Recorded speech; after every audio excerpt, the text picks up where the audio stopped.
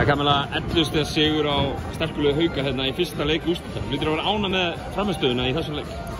Já, mjög. Mér fannst við bara svona halda áfram þegar þær komu með gott rönn á okkur og þó að gekk illa að skora þarna í öðrum leikluta þá bara einhvern veginn heldum við áfram og vorum ekkert stress okkur á þessu. Við vissum bara einhvern veginn þetta myndi koma. Sem það gerði. Það geta brugðið til beggja vona hérna alveg svona eftir 30 hugurinn leik, þá var þetta búið að fara fram og tilbaka einhver svona 3-5 stig kannski. Svo hérna tæk ég bara öll völd á vellinum. Hvað er að gerast þarna? Ég held að það sé bara vörnin sko. Við fókusum mikið á hana og ef við spilum góða vörn þá einhvern veginn gengur allt vel hjá okkur þannig að já, vörnin okkar var mjög góð í dag.